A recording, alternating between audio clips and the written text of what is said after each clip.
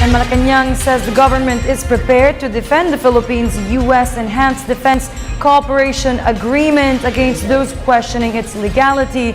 Presidential spokesman Edwin Lacerda also said the palace believes the accord does not need ratification by the Senate. More details by Ignacio.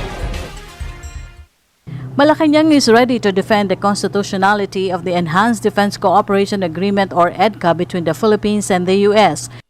The spokesperson Edwin Lacerda said this amidst reports that some sectors are preparing to question the legality of the newly signed agreement at the Supreme Court. We are a free democracy. Some people may hold different views, opinions on the nature of the Enhanced Defense Cooperation Agreement. That we believe that it is constitutional. We believe in certain principles outlining, governing the Enhanced Defense Cooperation Agreement.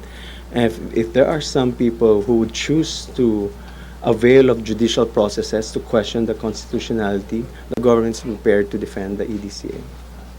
U.S. President Barack Obama earlier clarified that there will be no U.S. military basing under the agreement. Malacañang reiterated that the agreement does not require ratification by the Senate. The palace official added that the enhanced feature of EDCA is focused on humanitarian assistance on disaster response, like what happened in the aftermath of Super Typhoon Yolanda. I think our position is it does not require ratification, but again, the Senate, some of the senators hold a different view.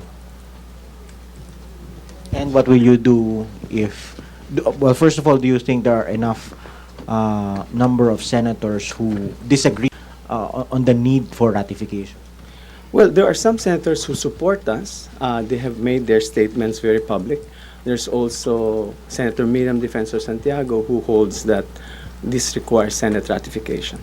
Meanwhile, Lacerda is waiting for the official report on government expenses for the two-day state visit of U.S. President Barack Obama. But Lacerda stressed, based on general rule, the host government pays only for the accommodation and travel of the head of state and his or her delegation, not beyond 10 people. He said the Philippines does not pay for the travel and accommodation of Obama's Secret Service.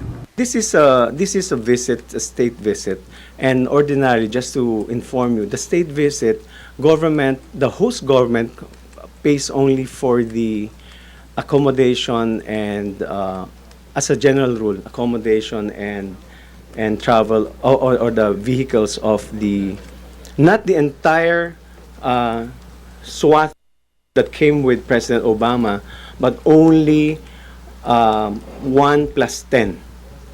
In this case, there are only one, I don't know how many now, but based on official arrangements with any government, this is an internationally recognized principle, that when you speak of a state visit, the host government only shoulders the head of state plus several members of the delegation. Sometimes it's 8, sometimes it's 10.